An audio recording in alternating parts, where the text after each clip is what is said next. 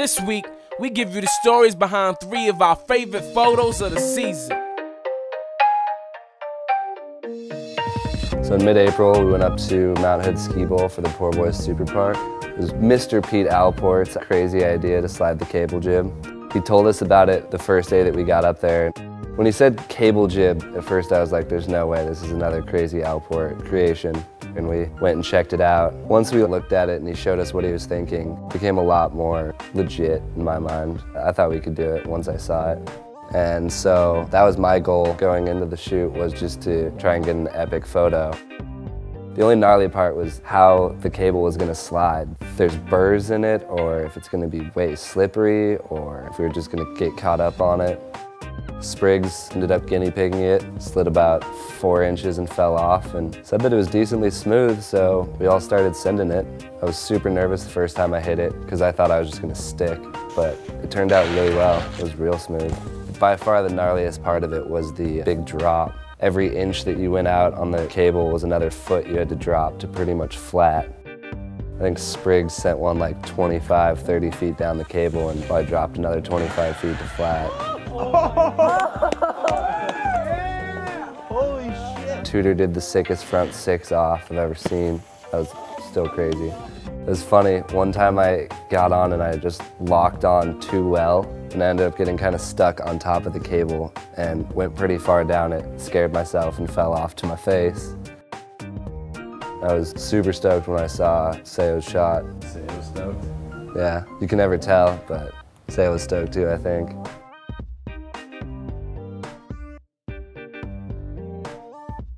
I had just finished a freeride competition in Russia, flew home and got a phone call from the Levitation project that the snow in Utah was just absolutely amazing. So I packed my bags, drove out to Utah. Will Wisman, Levitation project, what more could you ask for? The very first morning we woke up at 4 a.m. and knew that the day was just going to be amazing. We got out there as fast as we could, started hiking. Next thing I know, I'm hiking for 5 hours, but it was so exciting because the snow was so good. I'm standing on top of my line and I can't avoid this thought that's going through my head that this is the first line that I'm skiing in front of the Levitation project. I have got to nail this.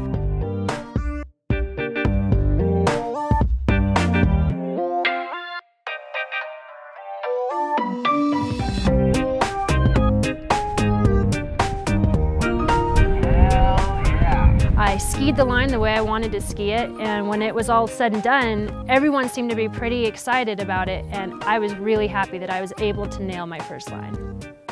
Will's reaction to the shot was that it was pretty sweet.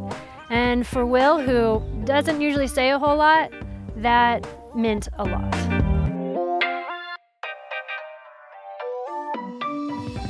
Last March I hooked up with Field Productions. We heard Lofoton Island had the best snow conditions in 10 years, so we figured that, yeah, let's go there. The Lofoton Island is a very unique place. It's basically mountains and a couple of fishing towns in the inlets. And it's one of the most beautiful places I've ever been to. The snow wasn't that good. It was rock hard, but we tried to be creative. And one little tiny ski resort was kind enough to help us with some machine time. So we got this snow cone built and started to session that with some hand plants and jibs. One of the skiers on this trip was Christoph Frankum, a young, talented rider from Norway. Christopher always makes his hand plants really different. And I was really stoked because we had this epic backdrop and the snow just sucked. We couldn't really do any jumping at all. Pretty stoked because I knew that, okay, that's gonna go somewhere. And now I guess this is the Salomon ad. I used to be surprised when I got a really good shot out of bad snow conditions, but not anymore. Because with the right crew, some creativity and an epic backdrop, you could make things happen anyway.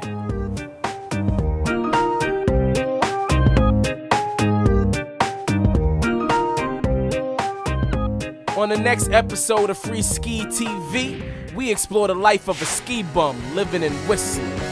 By the time I was 14, I knew that I'd be moving here the day I graduated high school. It's just something I've always known since I was a kid.